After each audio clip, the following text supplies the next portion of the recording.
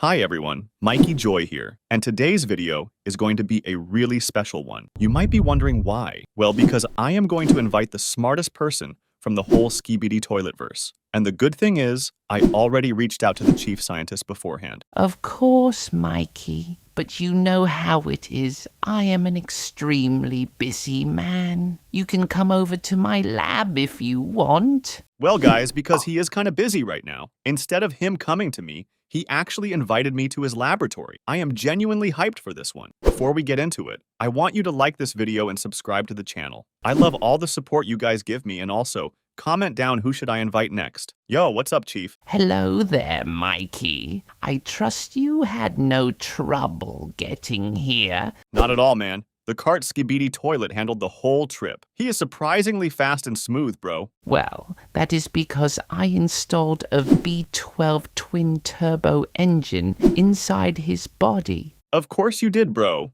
Of course you did. Anyways, what's today's video actually about? It's really simple, sir. You show us your greatest inventions and creations. Like, walk us through everything you ever created. Oh, Mikey, that alone could take days. Every single one of my items is top tier. I have a better idea. Really? Let's hear it then. How about we go level by level, starting from level 1 all the way to level 7. Ooh, I like that. And to make it even more interesting, how about you let me explain the items myself? And if I get something wrong, you jump in and correct me? That sounds delightful. I have absolutely no objection to that. Honestly, I want to use this as a little knowledge test for myself too. As a Skibidi Toilet creator, I need to stay sharp and up to date. Then let us begin. All right, what's level 1? Glasses and headphones. Easy. I know these well, but I will go deep like you asked. You are very confident. I like it. Let's start with the headphones. These are a protective utility item used by both the Alliance and the Skibidi Toilets. The equipment was either stolen or reverse engineered from the Alliance and later adopted by the toilets. They were not used much between episodes 25 and 62, but starting from episode 62, they started showing up way more frequently. And the reason for that is obvious. The Speakerman army made a serious comeback, which made sound-based attacks a major threat again. That is exactly what headphones are designed to block, powerful sound waves. On top of that, humans wear them to protect themselves from the Skibidi infection, which was shown clearly back in episode 73. Wonderful explanation. Now tell me about the sunglasses. The sunglasses are a protective tool worn by Skibidi Toilets and Astro Toilets, specifically to counter the hypnosis effects coming from TV men. They can even block stronger light-based attacks from the entire TV race. The size of the sunglasses scales depending on the user. A bigger toilet gets bigger glasses. The main weakness, though, is how fragile they are. Almost any Alliance member can shatter them mid-combat without breaking a sweat. Correct. Very impressive indeed. Level 1 is cleared. Told you, man. I know my shit. Hope it stays that way, because level 2 is the glitch Skibidi Toilet and the glitch mobile. Oh, okay.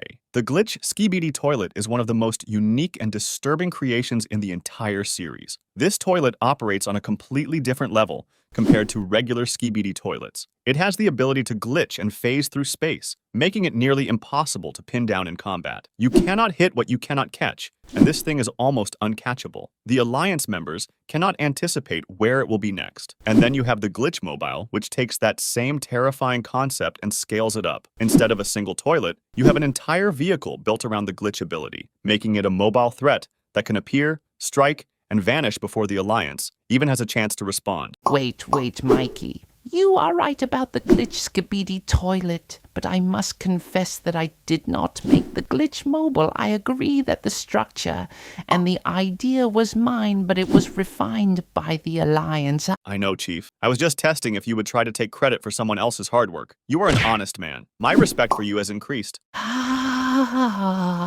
Appreciate it, Mikey, but I don't need to take credit from anyone. My creations speak for themselves, but I must say, Mikey, you described that with a level of accuracy I did not fully anticipate. Bro, I told you. I study this stuff like it's my job, because it literally is. Level 3 is the fake G toilets.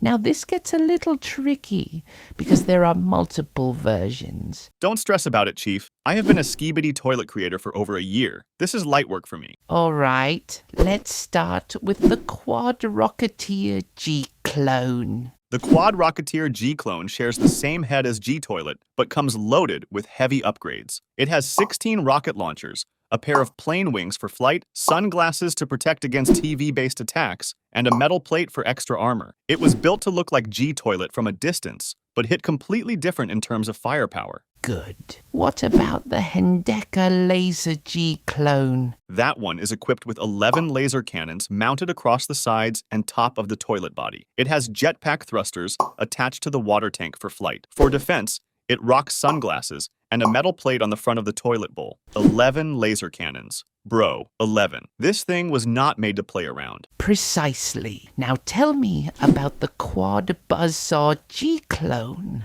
The Quad Buzzsaw G-Clone is equipped with 4 buzzsaw appendages for close-range combat. It has 2 jetpacks for mobility and uses sunglasses and a metal plate as its defensive setup. Compared to the other clones, this one is built for getting up close and doing damage fast. And the last one, episode 65. You mean the Decoy G-Toilet? Honestly, bro, he is pretty much the same as G-Toilet 2.0, just braver. He was used as a cold sacrifice by the chief scientist, thrown out as a distraction for Titan Cameraman without a second thought. Rest in peace, little guy. Ha ha ha. Well, that clears level 3. Told you, light work. Level 4 is my mechs. They are very precious to me, so show them some love. Okay, Mikey. Oh, the big ones. Okay, there are 3 mechs in total. Main Mech 1.0. This mech is equipped with 6 mechanized claws that function as both arms and legs. It has a cannon launcher mounted beside its head, a laser cannon replacing the left eye,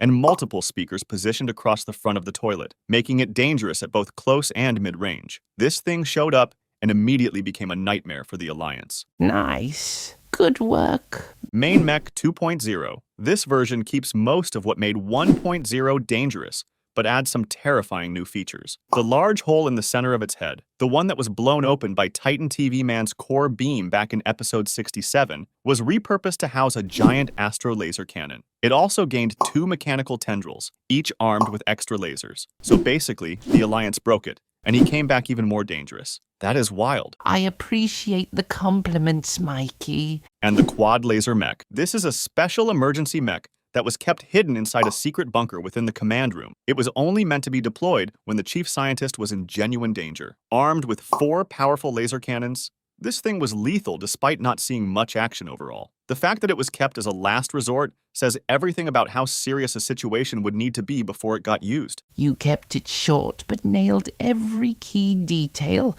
That is exactly what I was looking for. Thanks, Chief. Your mechs go crazy for real. Level 5 is the Skibidi Mutants. Oh, now we are getting into the really good stuff. The mutants are honestly one of the coolest things to ever come out of the entire series. These are not your average toilets. The chief scientist created an entire lineup of artificially engineered Skibidi toilets, each with their own personality, fighting style, and abilities. We are talking Buzzsaw Mutant, Berserker Mutant, SWAT Mutant, Mafia Mutant, Female Mutant. These guys are all unique. They are not just weapons. They are basically characters in their own right. The Buzzsaw Mutant is the Riz King. Bro can even Riz up the G-Toilet. The Berserker is the unhinged brawler. He looks like a gym dude, but I like him. The SWAT Mutant runs tactical operations, and that makes sense as well, since he was a police officer before. We can't forget about those sickles as well. One of the coolest weapon designs in the entire show. And the Female Mutant? She is honestly one of the most beautiful designs in the whole show. No wonder the simps go crazy over her. These mutants became iconic members of the Skibidi faction, and that is entirely because of the chief scientist's ability to create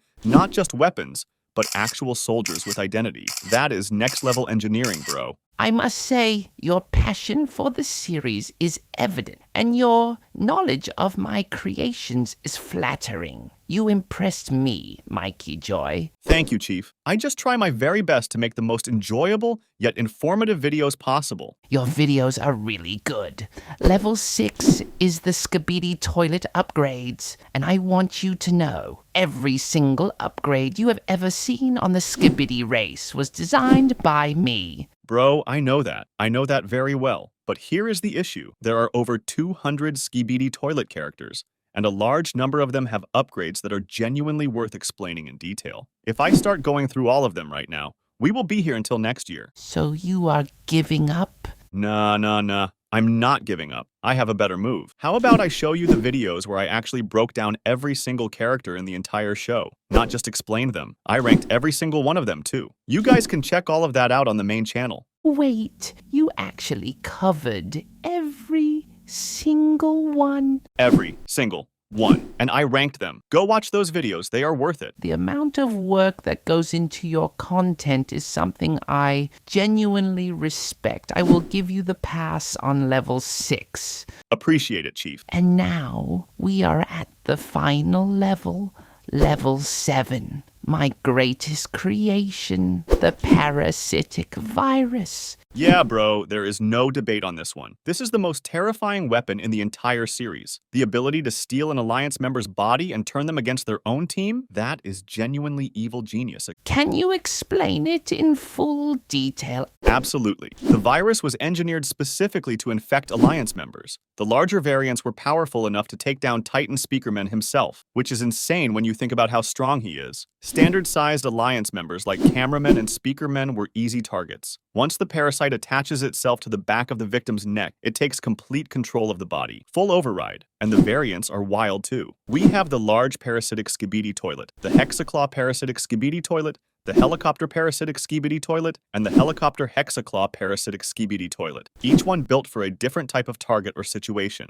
Now imagine if the Alliance had something like this for Astro toilets. That would completely flip the entire war. You covered it perfectly, and you are right. If that technology ever fell into the Alliance's hands, the Astro toilets would have been finished. 100%. You were genuinely too powerful for the story, Chief. They had to write you out for balance. That is simply the burden of being ahead of your time. I don't mind, though. My name shall live forever. Honestly, fair. And for real, though, your student Isaac Kleiner is not doing too bad out there. You should be proud of him. I am, actually. He is carrying the torch well. Yeah. Everyone is pushing hard to take down the Astro toilets. Skibidi toilets, Alliance members, everybody. They will get it done. And if things truly go sideways, you could always step in, no? Mikey. Hahaha, bro, you are way overestimating me. I am just a YouTuber. Playing humble, I see you. But someone who knows every weakness, every strength, every character in this war, the way you do, you would change the outcome. I appreciate that, Chief, but let's leave the real fighting to the soldiers. They've got it. Well, Mikey, I genuinely enjoyed this. Thank you for coming. Don't mention it. This was a W, honestly. I should take my leave now. Thanks for having me. Bye-bye. Okay, guys, that was it for today's episode. If you want more of these videos, make sure to like and subscribe.